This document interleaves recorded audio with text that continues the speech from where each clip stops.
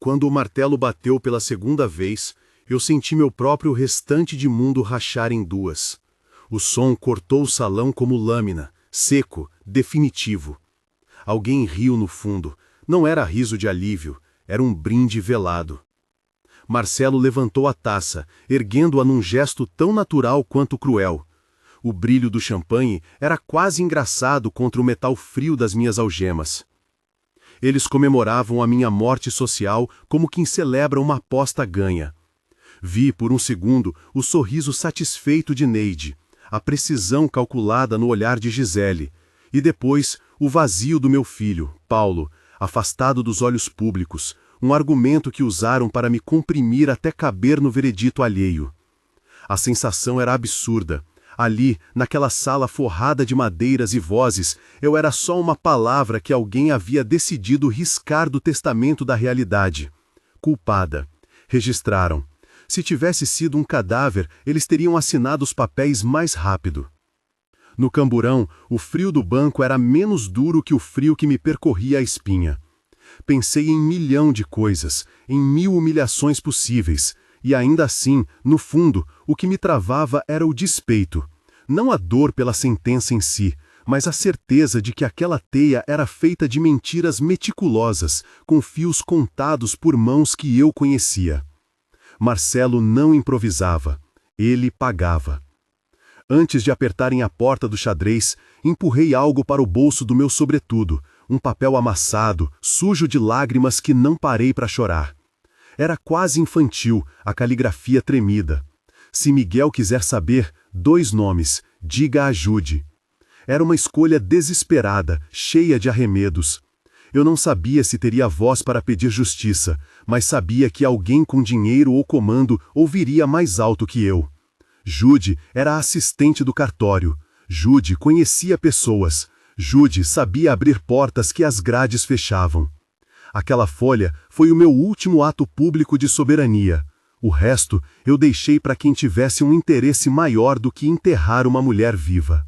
O que veio depois pareceu parte de um roteiro que eu já esperava. Um advogado com gravata cara, um carro preto, um telefonema sussurrado no corredor do tribunal e 2 dias depois, a proposta que qualquer pessoa condenada em nome da ingenuidade aceitaria sem pensar muito. Proteção condicional. O nome por trás da oferta era maior do que eu poderia imaginar. Miguel Mendonça, o magnata cuja família controlava mais do que algumas manchetes e meia dúzia de bancos. Ele apareceu com a pompa de quem sabe comprar reputação com a mesma facilidade com que compra jornais. Miguel não me tirou da cadeia por compaixão, não me poupou por humanitarismo. Ele me ofereceu um contrato velado, dinheiro para pagar advogados, recursos para limpar meu nome, uma campanha de imagem que transformaria a mulher presa em sobrevivente injustiçada. Tudo isso em troca de algo que ele queria: lealdade pública. Um rosto que dissesse ao país que ele era benevolente, que protegia os tocados pelo infortúnio. Eu aceitei. Não era heroísmo, era pragmatismo. Eu aceitava porque havia um bebê dependente da minha verdade, porque havia noites em que ainda me lembrava do olhar pequeno do Paulo segurando a fotografia que ele achava minha. A reconstrução foi slow motion. Luzes, roupas, uma equipe de imagem que me ensinou como sorrir sem encontrar alegria, como piscar com naturalidade em frente às câmeras, como transformar a minha indignação num motor para uma narrativa que fosse vendável. E por baixo das perspostas, eu aprendi a agir como alguém que tinha recursos de volta, fazer perguntas sem parecer faminta, acessar arquivos sem aparentar interesse, sorrateiramente costurar aliados. Jorge foi o primeiro. Não foi cena cinematográfica. Foi um velho conhecido que se tornou o meu melhor corpo atrás das sombras. Ex-policial, agora chefe de segurança de Mendonça, com mãos gastas e compaixão seletiva. Ele entrou no meu círculo como sombra de cortesia. Ficou por perto quando eu tentava fingir normalidade. Em segredo, mostrou-me como funcionava o jogo do outro lado. Quem mandava sinais, quem arquivava provas, quem manipulava o cartório. Jorge dizia as coisas secas, sem moralismos. Se quer derrubar alguém poderoso, comece por quem assina as folhas. Foi ele quem mencionou o nome que faria todo sentido depois. Bruno Almeida, o tabelião que, dizia Jorge, tinha o hábito de fazer cópias privadas de documentos por segurança. Eu ouvi Bruno num canto escuro de um bar, as mãos tremendo mais por culpa do que por bebida. Ele não era vilão de filme, era um funcionário que um dia levou dinheiro a mais para a conta errada e depois aprendeu que a moralidade é um item negociável em folhas de assinatura. Falou da procuração falsificada, uma pasta que certificava atos que nunca me foram apresentados, assinaturas que não foram minhas, datas trocadas como quem ajusta um relógio para outro fuso. Ele dizia que assinara porque tinha medo, porque Marcelo vinha sempre com um envelope e a palavra problema travesseava nas conversas do escritório. Bruno chorou, pediu perdão e depois sussurrou algo que vacilou dentro de mim. Eles assinaram com pressão. Existem pagamentos, senhoras, notas com iniciais. Eu guardei uma cópia. Se eu falar, não terei mais cama para deitar. A confissão do tabelião foi um fósforo aceso num depósito de pólvora. Não era só que eu fora incriminada. Era que haviam erguido uma cena inteira para esconder outra. O ponto de partida deles, a falsa procuração, servia para desviar bens, para controlar decisões, para, possivelmente, manipular a custódia de Paulo.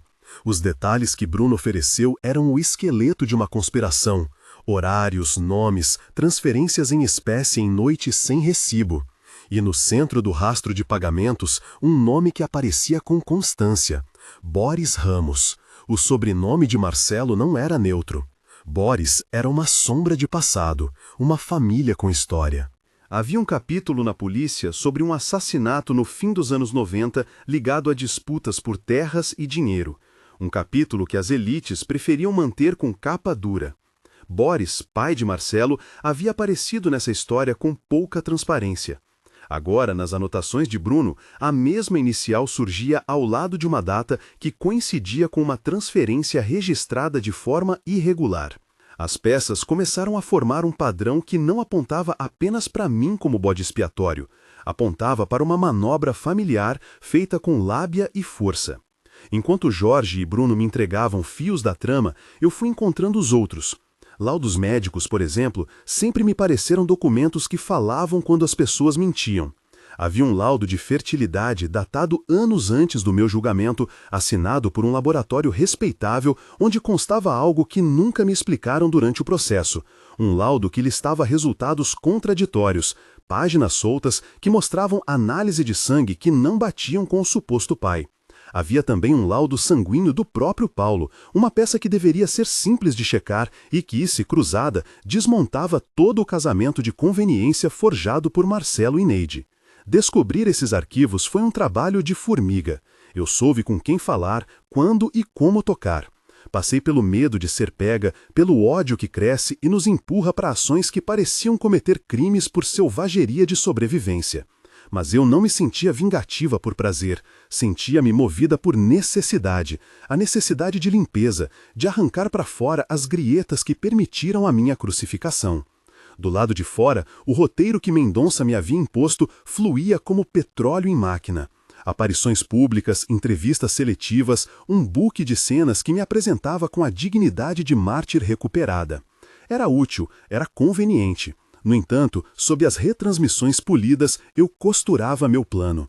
Usei a visibilidade que me deram para chegar a pessoas que antes não me devolviam sequer o olhar. Os repórteres que vinham perguntar se eu estava curada ou recuperada não sabiam que eu os sondava com perguntas que pareciam inocentes.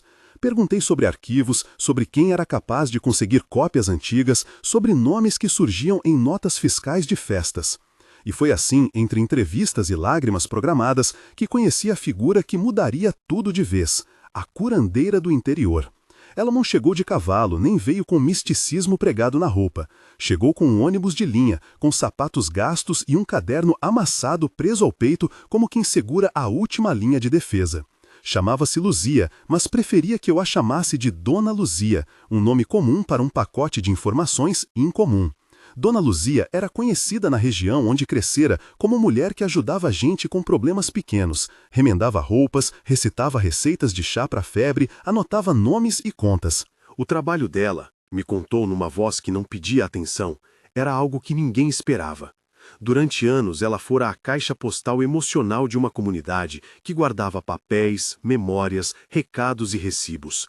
Em trocas de favores, ela recebia envelopes, copiava compromissos, fazia listas.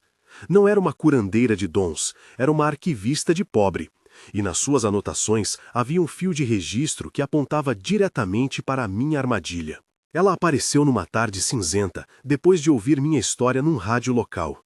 Dizem que quando alguém conta sua injustiça com clareza, a periferia responde de formas estranhas, umas vezes com silêncio, outras com ações que ninguém espera. Dona Luzia veio com um pacote modesto, um caderno gasto, algumas cópias amareladas e uma fita gravada em pendrive enrolada num pedaço de pano. O caderno estava cheio de nomes, referências a pacientes, abreviações que faziam sentido para quem trabalhava clandestinamente, anotando entradas em um lugar onde os ricos acreditavam que nada podia alcançar. O trabalho achado que ela me entregou não era um documento oficial. Era um espelho marginal. Cópias de comunicações trocadas entre funcionários de clínica, recibos de pagamentos em dinheiro registrados com as iniciais erradas e uma página, única e crucial, onde estava escrito, em letra apressada, um nome que ligava a falsificação à estratégia de controle. Neide Acordo com M. Ao lado havia a sigla GA, que quando eu perguntei, Dona Luzia explicou que significava Guia de Autorização, papel que selava procedimentos e podia ser usado como prova para praticar um ato ou, no nosso caso, para disfarçar um. Havia marcadores de datas e embaixo, em letras menores, a referência a um laboratório que fizera a análise do bebê. A curiosidade me fez tremer. As datas coincidiam com as lacunas que Bruno e Jorge haviam descrito.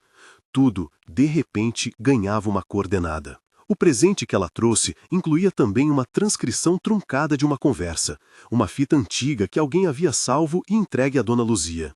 A conversa mencionava nomes, valores e um acordo para tirar a mulher do caminho, palavras sutis, quase utilitárias, que quando colocadas juntas formavam um crime. A fala gravada não era clara sobre todos os detalhes, mas deixava pistas. Havia um trecho onde uma voz masculina comentava que ela seria a parede perfeita, ninguém desconfiaria, e em seguida um riso contido. Lembrei do riso no tribunal. Luzia me contou com naturalidade como guardou aquilo. Um cliente da cidade havia entregue todo aquele pacote com a promessa de que, se algum dia alguém precisasse, ela saberia a quem dar. Não era heroísmo, era senso comunitário. Segredos são moedas, e em vilarejos todo mundo troca moedas em confiança. Quando a comunidade ouviu o que tinham feito comigo, alguém lembrou do envelope e, por impulso, levou até Luzia. Ela, por sua vez, soube onde eu estava e veio. Simples assim. O que Dona Luzia trouxe não me absolvia sozinha. Não cancelava a farsa com um golpe mágico. Mas foi a peça que faltava para transformar suspeita em hipótese concreta. Juntei aquilo ao que Bruno havia me contado, ao laudo sanguíneo que eu encontrara sobre um nome trocado no arquivo do hospital. Os fragmentos começaram a encaixar. A procuração falsificada parecia como instrumento para desviar decisões. O laudo de infertilidade era uma manobra para justificar medidas. E o trabalho de Luzia tinha registros que demonstravam que tudo fora pensado por pessoas que sabiam manipular documentos e manipular vidas. Claro que tudo isso exigia cuidado. Mendonça, por mais que aparentasse benevolência, tinha exércitos, advogados, jornalistas compráveis, aliados políticos. Eu não podia simplesmente gritar isso na primeira coletiva. Mas havia também uma vantagem em ter sido moldada para o espetáculo. As pessoas que me usaram agora me permitiam transitar num círculo de oficiais e celebridades. Usei essa vantagem. Combinei encontros, marquei jantares, fui gentil em entrevistas e brutal nos bastidores. Cada sorriso servia para memorizar um rosto. Cada pergunta vazia de repórter me dava acesso a alguém que lembrava de pagar favores a tal funcionário que marcara uma assinatura. A primeira exposição pública veio mais cedo do que eu pensava. Mendonça organizou um evento beneficente, uma noite de gala, que, segundo ele, celebraria a reabilitação das mulheres injustiçadas. Era o tipo de cena que colocava uma luz dourada sobre a hipocrisia. Gente que doava para a própria reputação. Marcelo compareceu como patrocinador falso, com Gisele ao lado, linda e impassível. Eles vieram com a segurança de quem não teme cair, porque já haviam planejado tudo para que, se ruíssem, nada ruísse de vez. E eu sabia que ali haveria gente com acesso a cofres, a arquivos, a contatos que podiam ser úteis. No meio do evento, planejei um movimento pequeno, quase infantil. Provocar uma discussão sobre transparência, insinuar que documentos deveriam ser revisados e que a verdade merecia luz. Ao falar, senti as câmeras se aproximarem. Mendonça sorriu, satisfeito por me ver exercer o papel que ele criara. Contudo, a intenção por trás das minhas palavras era outra. Testar reações, ver quem se aproximava, notar quem se mexia com desespero. O que não prevíamos era a audácia de Gisele. Ela, sob a proteção de um vestido que brilhava como prata, percebeu que havia uma gravação escondida num dos telefones que ela achava seguros. Gisele sempre foi mais que amante, era sedutora com a competência de quem sabe abrir portas. Em algum momento da noite, enquanto fingíamos solidariedade, ela pegou o pendrive que eu guardava, a fita digital que Jorge havia conseguido de Bruno e fugiu. Não foi com coragem, foi com cálculo. Levou o que eu planejava usar como prova e saí do evento sem mais do que um silêncio de radar detectando a ausência. A notícia de que Gisele havia sumido com uma prova virou um pequeno terremoto na imprensa por exatamente 48 horas. Tempo suficiente para que quem precisava reagir se movesse com cautela. No meu bolso, porém, permanecia o caderno amassado de Dona Luzia, o trabalho que ainda não havia sido entregue ao mundo. Enquanto Mendonça organizava a defesa de ocasião, episódios menores começaram a emergir. Um advogado que mudava de atitude, um repórter que me pedia exclusividade. Eu sabia que a fita poderia reaparecer, como um dedo, e a qualquer momento desmontar tudo, ou ser usada como isca. Ainda assim, tinha algo que Gisele não roubara: a ligação direta entre os nomes, a prova documental que mostrava quem havia mentido sobre a mulher presa. Eu. Quando fechei o caderno de Dona Luzia no meu quarto de hotel, senti o peso da verdade nas mãos. As páginas puxavam olhares de verdades passadas, como se tivessem guardado um hálito de culpa. Havia algo ali que me dava calma e pavor ao mesmo tempo. Uma anotação no final, em letra corrida e apressada, que dizia simplesmente: se algo acontecer, procurar J, e cuidado com o sítio. O sítio. A palavra tremeu nas minhas mãos como se fosse feita de vidro fino. Tudo começou a encaixar com uma lógica que eu ainda não queria aceitar. O sítio era ponto de encontro. Lá, as decisões eram tomadas longe das luzes da cidade, longe de câmeras e curiosos. Lá, o ouro podia ser contado, as conversas gravadas e as pilhas de dinheiro emparedadas num muro que ninguém imaginaria revistar. Cuidado com o sítio, a nota dizia, e naquele cuidado havia ameaça e promessa. A promessa de que a verdade estaria guardada em algum lugar concreto, e a ameaça de que se eu me mexesse, alguém poderia me enterrar no mesmo chão onde enterraram sua própria consciência. A princípio achei que estava pronta. Havia provas, testemunhas, Bruno, Jorge, Dona Luzia, e ainda me restava a fita perdida que Gisele levava. Achava que poderia recuperar tudo com pressão pública, com Mendonça no meu lado, com os jornais a baterem nas portas certas. Mas a verdade é que quanto mais eu juntava peças, mais a teia se estendia para lugares que eu não controlava. Boris Ramos deixou de ser apenas um nome no histórico para se tornar uma sombra que se projetava sobre o presente. O que eu acreditava ser vingança começou a cheirar a algo mais amplo, uma limpeza necessária que poderia destruir não apenas quem me oprimiu, mas quem tinha feito escolhas sujas para sustentar sua posição. Na noite em que juntei o caderno de Dona Luzia com as anotações de Bruno, recebi uma ligação curta, sem identificação. Uma voz masculina disse apenas: ela vai tentar sair amanhã pela Estrada da Serra. É Gisele. Se você quer a fita, vá para lá. A linha caiu antes que eu pudesse responder. Eu não sabia se era armadilha, cartada desesperada de um amigo ou jogo de alguém que queria que eu chegasse no lugar certo na hora errada. Havia uma pontada de prazer frio em mim ao pensar que talvez eu pudesse finalmente ter o momento de confronto que eu vinha arquitetando. Mas havia também medo, o medo de que tudo aquilo fosse um cenário para me fazer parecer uma criminosa de novo. Arrumei meu sobretudo, peguei o caderno com cuidado e olhei para a foto do Paulo no meu telefone, o pequeno rosto que eu já havia jurado proteger com unhas e dentes. Não era desejo de ver sangue, não era sede de vingança descontrolada. Era sede de justiça para um menino que um dia merecia um lar que não fosse um produto de trapaça. Coloquei o caderno na bolsa, senti o peso da responsabilidade como se fossem correntes. Saí. A estrada até a serra era uma linha que se perdia entre pinheiros e neblina. O carro corria abaixo, eu sentia o motor como uma pulsação que me aproximava do inevitável. Na minha cabeça, repassei os nomes, as datas, as vozes que ouvira na fita de Dona Luzia.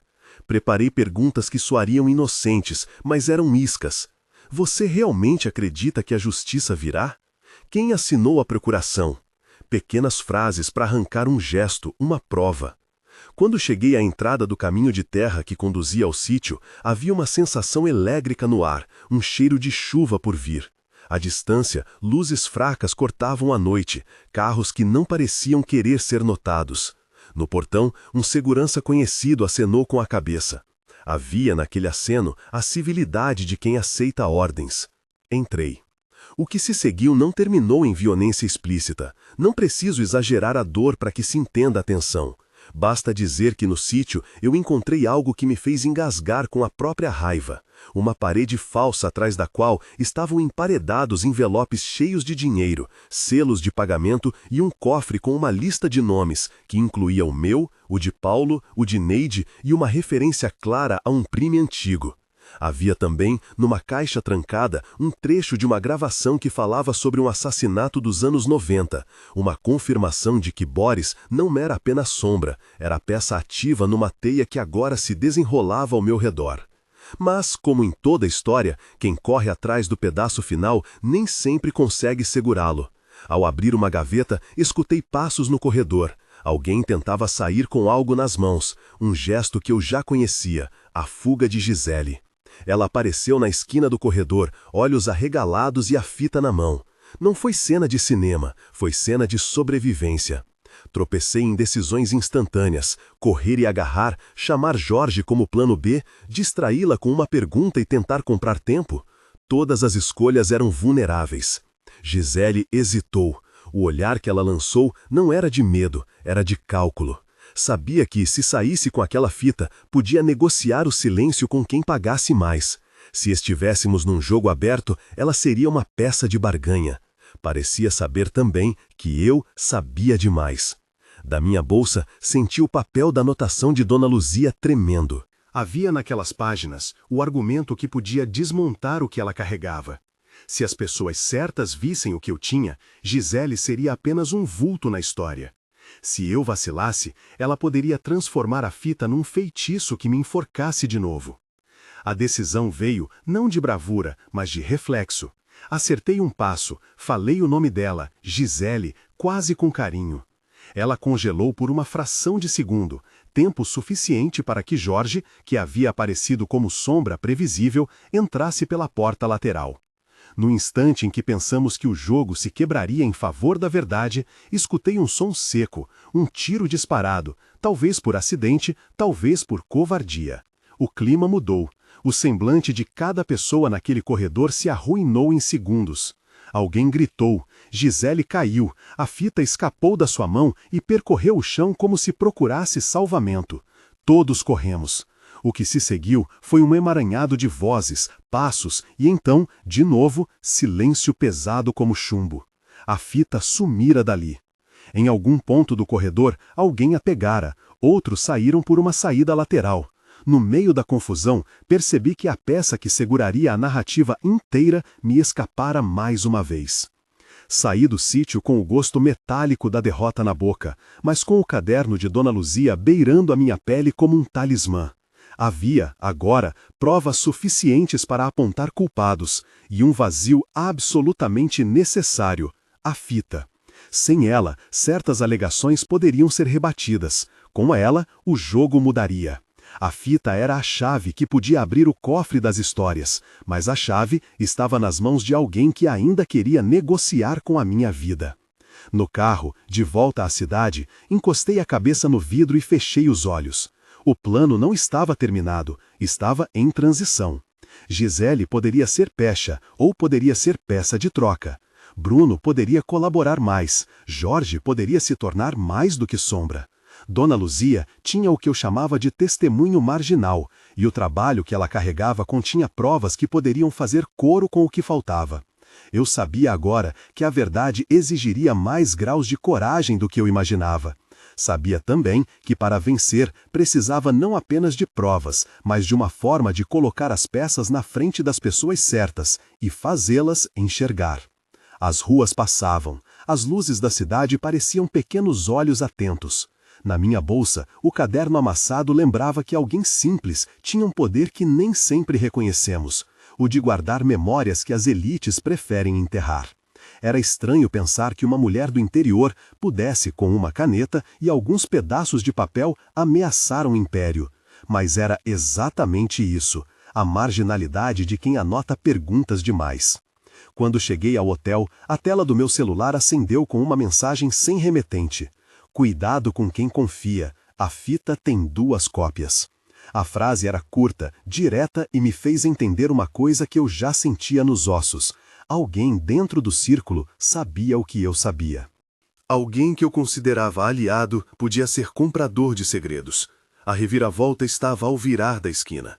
E, ainda assim, havia um fio de esperança. A curandeira, com seu caderno esquecido, tinha me dado uma base sólida. O trabalho achado dela não derrubara os ídolos, mas havia colocado pedras suficientes no caminho deles. Naquela noite, enquanto o hotel dormia, escrevi uma lista de nomes na cozinha de cabeça. Bruno, Jorge, Mendonça, Boris, Neide, Gisele. Cada nome tinha uma peça associada. Em cima da mesa, o caderno de Dona Luzia ficava aberto numa página onde uma letra quase tremida dizia: "Nem todo segredo quer ficar enterrado." Li a frase e pela primeira vez desde o martelo do juiz, sorri de forma curta, amarga e decidida. Sabia que o próximo movimento exigiria cuidado e coragem, e que, se errasse, poderia perder tudo. Mas se a verdade tivesse um cheiro, naquela hora eu a sentia, um ar úmido de terra revolvida, como quando um túmulo é aberto. Havia ali a promessa de que o que foi escondido acabaria vindo à tona. E eu, que saíra de uma cela com um bilhete rasgado no bolso, decidira que esse aparecimento das verdades passaria por minhas mãos. Mesmo que fosse preciso sujar os dedos. A mensagem no meu celular queimou na retina. A fita tem 2 cópias. 2 cópias? Não uma, não 0, 2. Era suficiente para aumentar a esperança e dobrar o perigo. Quem tinha a segunda cópia não era necessariamente aliado. Poderia ser comprador, cúmplice ou um oportunista esperando o melhor lance. Tudo o que eu sabia por hora era isso. Alguém ali dentro decidira que não bastava me calar de uma vez. Precisava garantir um plano B para quando eu tentasse falar. Combinei com Jorge no mesmo dia. Ele apareceu curto como sempre, a barba fina, o olhar que não sorri e as mãos que ainda conhecem o peso de um distintivo. Sentamos num café de esquina que os marqueteiros achavam autêntico, mas que para mim era só um lugar com guardanapos baratos. Contei-lhe o que sabia, o caderno de Dona Luzia, as anotações que ligavam Neide e Marcelo, as cópias nas mãos de Gisele e agora a segunda fita. Se tem 2, Jorge disse, com a voz de quem contabiliza riscos, alguém pensou em seguro. Seguro é vendedor. Vamos achar o vendedor. Ele tinha razão. Segurança se compra, e quem compra segurança num caso desses era quem tinha o que perder, ou quem tinha o poder de comprar silêncio para vender depois. Tínhamos vantagens. Eu tinha visibilidade, isso, curiosamente, era arma. Mendonça me oferecia palco sempre que lhe convinha. Usei o palco que ele me deu. Marquei uma conversa franca com a imprensa para uma manhã de terça e deixei que a notícia se espalhasse. Não disse nada no convite, deixei que o rumor corresse. Vitória tinha novidades. A imprensa mordeu a isca. No entanto, havia uma camada a mais que precisava de atenção. Gisele. Ela não era apenas amante, era um tipo de profissional que sabia transformar paranoia em moeda. Se ela tinha uma cópia, ela venderia para o maior lance. Se ela estava com medo, venderia para aquele que oferecesse proteção. E se alguém dentro da família Ramos quisesse garantir o silêncio, esse alguém era Boris ou Marcelo, ou ambos. Era preciso obrigá-los a expor a mão. O plano foi simples no desenho e complicado na execução. Inventar uma situação que tornasse a fita mais valiosa para quem a queria guardar do que para quem a queria destruir. Em palavras menos rebuscadas, se eu prometesse tornar a fita pública numa coletiva, o comprador sentiria que precisava mostrá-la para convencer o vendedor e, no processo, cometeria um erro. Foi disso que parti. No dia anterior à coletiva, enviei mensagens anônimas a repórteres que já me olhavam com curiosidade. Havia gente boa na redação, gente que não trocava manchetes por jantar. Disse que quem me entregasse novas provas antes da coletiva teria exclusividade. Era mentira parcial. Eu queria que filmes, áudios, trocas aparecessem nas caixas de entrada dos jornalistas e que, ao mesmo tempo, eu conseguisse saber quem tentaria fazer negócios às escondidas. A necessidade de se mostrar útil é uma fraqueza das pessoas que se enveredam no crime de reputações. A coletiva começou com a luz amena e a voz medida que Mendonça aprovou. Havia câmeras suficientes para que a noite toda se tornasse matéria-prima de um noticiário. Falei do sistema falho, da minha experiência e do meu desejo de que ninguém mais pagasse com uma vida o preço da ambição alheia. Não contei tudo, contei o suficiente para pôr a pulga atrás da orelha de quem tinha algo a esconder. Cerca de 40 minutos depois, quando as perguntas já se revezavam entre lamentações e tentativas de autoafirmação por parte da plateia, uma cena menor se desenrolou num dos salões reservados ao fundo. Uma mulher apareceu com pressa. O corpo dela era esguio de quem dorme pouco e finge calor onde há gelo.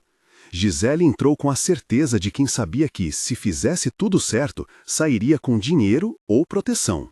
Eu não a reconheci de imediato. Vi o cabelo, o brilho do batom e o gesto nervoso que atraiu. Ela não veio para conversar, veio para negociar. Um homem alto, com voz de quem sempre teve serviço pago por medo, veio com ela. Não era Boris, era um intermediário.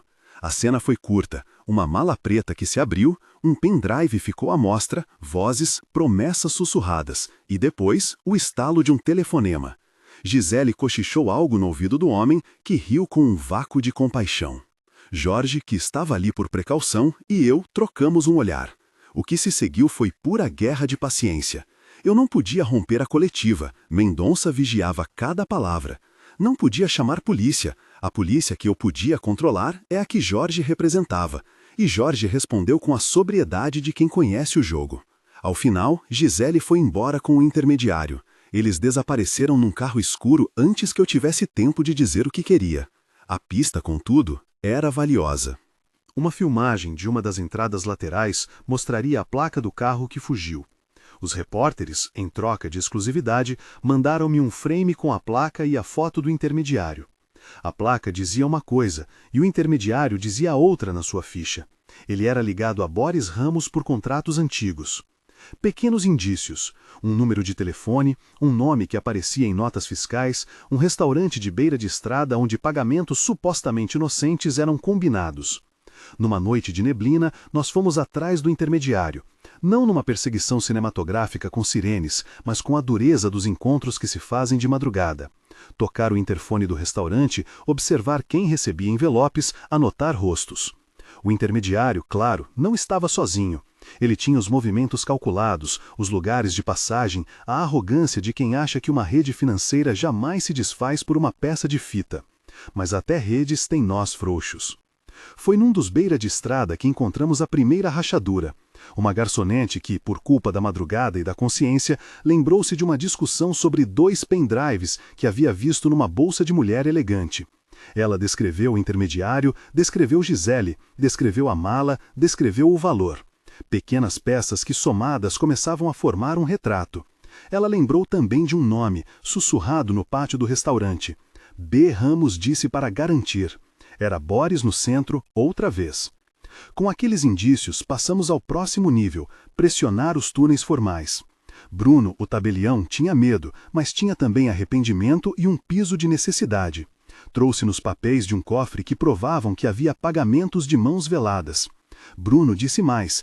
Havia um lugar onde um segundo pendrive fora copiado, um laptop que havia sido emprestado por um assessor de confiança de Marcelo e que fora levado a um técnico de informática da cidade.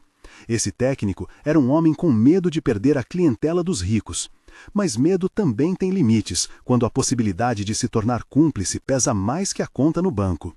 Foi aí que percebemos, a segunda cópia estava na cadeia de confiança. Alguém que não era necessariamente o comprador final, mas que soubera que a fita interessaria. E quem controla a cadeia de confiança? Quem tem dinheiro para saturar leitos e mentes? Boris tinha influência de sobra para enredar técnicos em favores. Marcelo tinha vontade e acesso. Era mais provável que a cópia estivesse guardada em algum armário seguro da família Ramos, não por acaso, mas por cálculo. Fizemos um movimento arriscado, vazamos para a imprensa a nota de que a fita estava para ser exibida e apontamos, sem provas definitivas, que havia cópias em circulação. Era pressão pública, e a pressão pública, quando bem aplicada, obriga o covarde a expor a mão. As reações foram imediatas, mensagens de chantagem, telefonemas anônimos e o inevitável afago que o dinheiro confere ao medo. E então veio a surpresa, que não vinha nos cálculos frios. Uma letra pequena no caderno de Dona Luzia, que eu sempre dissera ser criptográfica, ganhou sentido. Em uma das margens, a palavra madrugada estava acompanhada do nome de uma pousada. Pousada simples, antiga, com um cofre pequeno que hospedava malas de gente que não quer ser vista. Fui até lá com Jorge e 2 homens discretos. A pousada tinha uma fachada pálida. O proprietário, um homem de mãos ásperas, recordou de um casal que se hospedara recentemente. Um casal nervoso, sem endereço fixo. Mostrou-nos o corredor. No armário do casal havia uma bolsa com documentos, calendários rasgados e, por fim, um pendrive. O pendrive tinha conteúdo, vídeos, arquivos de áudio e, entre eles, a cópia da fita. Era a segunda cópia. Recuperar a fita foi apenas o começo. Eu sabia que tê-la em mãos não significava exposição automática. Gisele ainda poderia negá-la, poderia dizer que era montagem, poderia trocar de advogado e conseguir que o juiz mandasse selar tudo. Havia um banco de oposições. Mas ter a fita permitia-nos negociar de outra maneira, transformá-la num evento público incontornável. E foi o que fiz. Convocamos uma coletiva na qual eu anunciaria a entrega de novas provas. O tema foi vendido como transparência sobre o caso Vitória. Havia repórteres, havia câmeras, havia a certeza de que a garganta pública ouviria. No meio da coletiva, pedi que me trouxessem o material. Ao abrir o pendrive, mostrei trechos selecionados, cortes que não poderiam ser imediatamente contestados.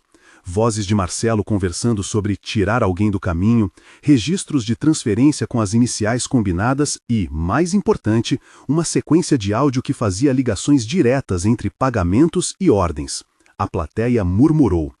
Mendonça, que me observava do lado, manteve o rosto liso. Havia, no entanto, algo que eu não esperava, o ruído de um telefone tocando freneticamente. Boris, em uma sala ao lado, chamava a atenção de quem cuidava da sua imagem. A fita abalou, mas não derrubou. Gisele manteve sua história. Disse que era planta, que alguém queria incriminá-la por ficar com um antigo amante. Marcelo negou tudo, com a cadência ensaiada que vira milhões de vezes. Neide evitou o olhar. Mas havia outra questão que precisava de público e de testemunho: o caderno de Dona Luzia. Convidei Dona Luzia para subir ao palco. Ela veio sem maquiagem, com as mãos marcadas por trabalho.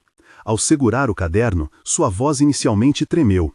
Depois, ela contou, com a simplicidade de quem conhece pequenos atos de bravura, como receber aqueles papéis, por que os guardara e por que resolveu trazê-los até mim. A câmera focou no seu rosto enrugado, e pela primeira vez desde o meu martelo, senti algo que se parecia com reversão. Alguém que se ergueu do lado de fora e mostrou que o mundo dos que não importam também tem documentos, nomes e memória. A plateia foi ao delírio de choque que precede decisões. Repórteres correram para checar. Jornalistas começaram a cruzar datas. Um procurador que há semanas me olhava com suspeita entrou na conversa. O que eu fiz ali foi simples. Forcei a imprensa e o Ministério Público a verem que havia um arquivo social e público que não cabia mais ao silêncio. A exposição pública transformou a luta numa pendência que não seria resolvida entre 2 bares e um carro com placa clonado. Tornou-se algo que o judiciário e o público teriam de responder. A resposta veio rápido. Mandados de busca e apreensão na casa do sítio, na mansão de Boris, no cofre clandestino que escondia as notas. Os corredores do poder tremeram. Marcelo começou a suar frio. A defesa tentou desacreditar Bruno e acusar Dona Luzia de forjar papéis. Marcelo deixou escapar que tudo poderia ser comprado. Era a velha arrogância que achava que dinheiro apaga impressões digitais da alma. A investida no sítio foi decisiva. Lá encontramos o cofre emparedado com notas e, dentro dele, registros que ligavam pagamentos diretamente a contas controladas por Neide. Havia recibos com iniciais, solturas de cheques, uma conta para consultoria familiar que nunca existiu. A peça que faltava era a assinatura forjada nas procurações, e Bruno, enganado por medo, assinara. A confissão do tabelião veio com lágrimas e receio, mas também com alívio. Ele havia vivido com a culpa, e a culpa, quando se fala, vira prova. Junto a isso, encontramos um conjunto de arquivos digitados que explicavam como Marcelo e Neide haviam trabalhado em conjunto para criar uma história plausível. Infertilidade forjada, laudos trocados, um procedimento de reprodução assistida com documentação adulterada para justificar manipulações sobre a guarda de Paulo e sobre a alienação de bens. Aquele tecido de falsidade estava agora preso por fios que, um por um, se desfaziam. Boris, ao ver os agentes com mandado, tentou fugir. Em vez de um jogo rápido, havia um desfecho que anunciava a idade das pessoas que tentavam manter seus erros sob a terra. Ele caiu com a própria pressa. No seu telefone, encontramos mensagens que faziam referência a um crime dos anos 90, referências que nunca deveriam ter sido escritas. Havia um arquivo de áudio, curto e cortante, que mencionava o nome de um homem morto naquela época. A polícia começou a reabrir o caso. O passado chegou com unhas afiadas. Diante de tudo isso, as peças se moveram como dominós. Marcelo foi detido preventivamente. Neide, ao perceber que a casa de cartas caía, desmaiou em uma sala do hospital e acabou internada por estado de choque. Um resultado que, no livro que alguns escreverão depois, chamariam de destino poético. Gisele, ao ver que não havia mais comprador, entrou em pânico. Ofereceu a fita em troca de proteção, ofereceu nomes, tentou se vender à justiça. Em depoimentos sucessivos, ela mudou versões até que a defesa a aconselhasse a cooperar. A fita reapareceu no processo do modo menos espetacular, num acordo de delação premiada. Ela entregou o último pendrive em troca de redução de pena. O sistema, que sempre moveu peças, funcionou como máquina que ora castiga, ora troca favores com quem já faz parte do jogo. No tribunal, a voz do juiz soou seca pela manhã. A imprensa lotou as galerias. A sessão começou com a leitura das provas. A procuração forjada, os laudos trocados, as transferências, a fita que registrava ordens e risos frios. Bruno, com as mãos ainda marcadas pelo receio, subiu ao testemunho e contou como havia sido coagido. Neide permaneceu ao lado de Marcelo, sem a aparência da mulher que um dia planejou o segredo. Era a mulher que, por amarras de culpa e de maternalismo distorcido, colocou interesses financeiros acima da verdade. Uma peça que tocou a todos foi a presença de Dona Luzia. Convidei-a a depor. Ela falou com a coragem de quem não tem nada a perder, e talvez por isso tem tudo a ganhar, a verdade. Não falou com termos jurídicos, falou com o que sabia, nomes, datas, quem entregou papéis. O tribunal ouviu e a plateia ouviu também. Naquelas palavras simples havia algo mais que prova técnica, havia memória. E memória é testemunha que a justiça muitas vezes reconhece tarde demais.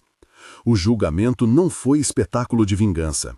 Houve momentos tensos, o olhar de Marcelo cravado em mim, o filho, Paulo, presente, com a insegurança de quem não entende todo o teatro adulto, o murmúrio de quem acreditara nos poderosos. A defesa tentou reduzir, distorcer, criticar. Mas a soma das provas falava mais alto. Gravações, confissões, papéis, um laudo sanguíneo que não batia, a procuração assinada em papel com tinta que não existia na data em questão. O veredito veio como coisa de relógio bem ajustado. Marcelo foi condenado por fraude, coação e manipulação de documentos. Neide recebeu medida de internação e tutela psiquiátrica com restrições, acompanhada de tratamento. Boris, arrastado para investigações mais antigas, viu sua reputação ruir e foi formalmente indiciado por cumplicidade e por ligações com o crime dos anos 90. Gisele negociou, não impunemente, mas com pena reduzida por colaborar. Bruno recebeu um acordo de proteção e, com ele, a possibilidade de uma vida menos comprimida pela culpa. Mendonça, por seu lado, fez silêncio público. Sua relação comigo ficou marcada por decisões de interesse mútuo. Ele me ajudara, em parte para limpar seu nome e pagar o preço político disso. No fim, o que se desenhou foi uma limpeza, parcial, jurídica e pública, com as nuances que só a vida dá. Quando a sentença caiu, senti algo frio e cálido ao mesmo tempo. Eu havia conseguido o que fizera por Paulo, recuperar minha vida e expor a farsa. Mas a vitória não veio sem custo. Viúdo de confiança, eu me vi exigida a fazer escolhas que atravessaram as linhas morais. Mendonça, que me oferecera resgate condicional e imagem, exigiu em troca participação num plano de gestão dos ativos que até então estiveram nas mãos de Marcelo. Eu podia, naquele momento, escolher o que fazer com o que havia restado. Arruinar tudo até não restar pedra sobre pedra. Vender a história para o maior lance. Ou usar aquele poder residual para construir algo novo. Escolhi, por Paulo e por mim, construir. Ao final do processo, negociei um acordo que, em vez de me transformar em reflexo do magnata, me deu uma cadeira num conselho de fundação que agora deveria distribuir bens para projetos sociais. Entre eles, um programa de apoio a mulheres perseguidas por fraude e manipulação. Mendonça manteve influência. Não era possível que alguém como ele sumisse sem deixar sombra. Mas eu garanti que a sombra do seu capital fosse redirecionada para quem precisava. Em palavras práticas, parte do patrimônio a ser manejado serviria para financiar a fundação que levei adiante. Não fiz acordo para cavar uma cova para ele. Fiz acordo para manter as portas que ele poderia fechar abertas. Era pragmático e talvez sujo aos olhos de quem imagina que justiça seja sempre puritana. Mas justiça é também arranjar meios para que outras vozes existam. Eu escolhi a institucionalização da minha luta. Transformar a minha dor em programa público, dar a Dona Luzia um microfundo para arquivo de denúncias em comunidades rurais, garantir que crianças como Paulo não sejam armas em jogos de grana. O reconhecimento público da curandeira do interior foi para mim uma das cenas mais belas. Dona Luzia, no centro de uma cerimônia modesta, recebeu uma medalha simbólica não por heroísmo, mas por honestidade. Foi ela quem, sem poder institucional, deu às nossas provas o pulso comunitário que fez a justiça. A imprensa encontrou nisso a foto perfeita. Uma mulher do campo segurando um caderno amarelado, e ao fundo, meu rosto cansado, e do outro lado, os homens que tentaram nos enterrar, desfiados em termos legais. Ainda assim, o epílogo não foi de paz total. A vingança que eu carreguei como faca sutil deixou marcas. Muitos me acusaram de ter usado os recursos do estrategista que me salvou. Outros disseram que eu converti a minha dor em espetáculo. Há verdades nesses espinhos. Aquele que se torna agente do mundo que um dia o explorou, corre o risco de ficar parecido com o explorador. Eu senti isso quando assinei os papéis da fundação e por um minuto vi nos meus próprios olhos o reflexo do que já me havia sufocado, a necessidade de controle. Numa tarde, meses depois, sentei-me sozinha no escritório que agora funcionava como sede provisória da fundação. Olhei para a foto do Paulo e para o caderno de Dona Luzia. Havia progresso. Havia também a sensação de que tudo havia custado caro. Perguntei-me quantas pessoas, além de mim, haviam perdido pedaços da própria alma para recuperar o que era seu por direito. A resposta não veio em voz alta. Veio em documentos, em sorrisos de mães que agora tinham consulta jurídica, em cartas que chegavam pedindo que a fundação não se perdesse nas mesmas redes de poder que derrubaram. No processo judicial, a pergunta sobre quem merecia misericórdia ficou no ar. Perdoar Marcelo seria esquecer a violência dele contra mim e contra nossa família. Crucificá-lo seria ceder à satisfação do público. Optei por permitir que o sistema condenasse e segurei na minha mão a possibilidade de perdoar, no meu tempo, para não me transformar no que eu mais detestava. Não foi gesto de grandeza, foi estratégia emocional. Deixei que a lei fizesse seu trabalho e que eu, por minha parte, me concentrasse no que vinha depois. A curandeira do interior ganhou um pequeno espaço permanente na fundação. O trabalho achado que ela trouxe foi arquivado, digitalizado e colocado à disposição de investigadores e, quando apropriado, do público. Transformei o acaso de sua guarda num mecanismo de proteção documental para pessoas que, como ela, guardam segredos que podem salvar vidas. Era a forma de devolver ao território periférico algo do que ele nos dera: vigilância, memória e coragem. No dia da minha posse formal no conselho, vi Paulo na primeira fila, com o rosto fechado, que às vezes confunde prudência com medo. Ele tinha crescido rápido demais naquele verão. Entrei, falei com brevidade e depois desci para apertar sua mão. Foi ali, naquele aperto, que entendi que minha vitória mais funda não era legal, era pessoal. Devolver a ele a possibilidade de existir num lar que não fosse mercadoria. O tribunal seguiu seu curso. Boris teve que responder por velhos crimes. Bruno recuperou alguma paz. Neide seguiu o tratamento supervisionado. Gisele foi sentenciada, mas com medidas que lhe permitiram pagar por sua culpa sem se tornar pária absoluta no sistema. Uma decisão que gerou controvérsia, mas que, na prática, trouxe depoimentos que foram úteis. Mendonça manteve cadeira no conselho, com a minha presença como contrapeso. Público e juízes discutiram até tarde as fronteiras entre poder e justiça. Eu acompanhei as discussões sem ilusões. A rua não apagou suas vozes. No fim, quando os prendedores de Cadelo já não eram mais notícia e meu nome não rendia manchetes diárias, sentei com Dona Luzia numa sala pequena da fundação. Tomamos chá. Ela me mostrou como quem prova um prato novo, um bilhete que guardara de quando me encontrou. Uma nota de esperança, uma indicação de que o que eu fizera pertencera a muitas mãos. Ela não quis reconhecimento que a tornasse celebridade, queria que o caderno servisse de ponte para quem ainda pudesse precisar. Prometi que seria assim. Ainda me pego algumas noites pensando no que custou tudo aquilo.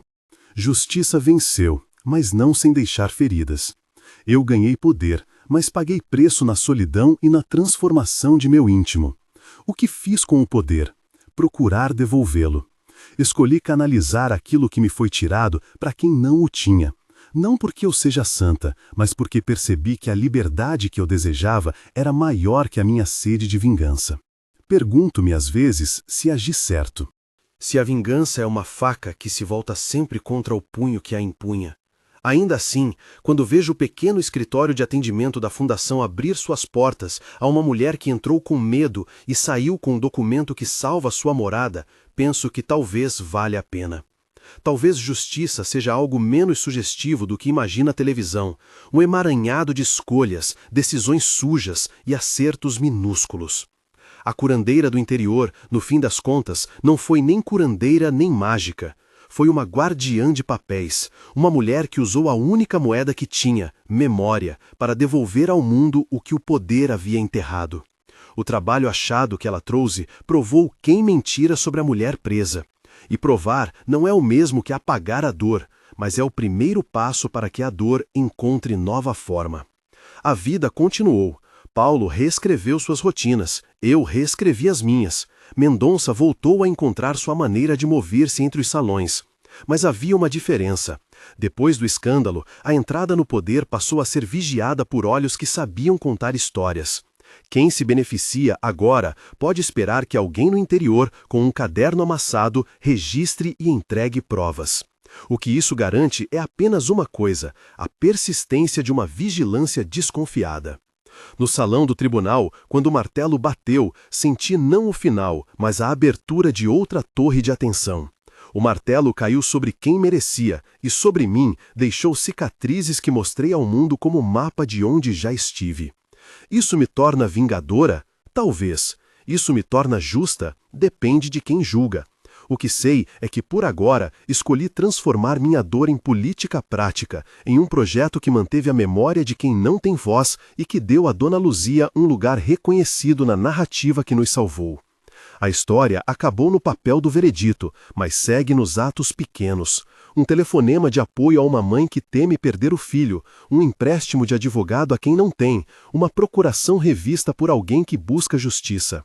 O poder, por fim, pode ser usado para criar elos e não mais para arruinar vidas.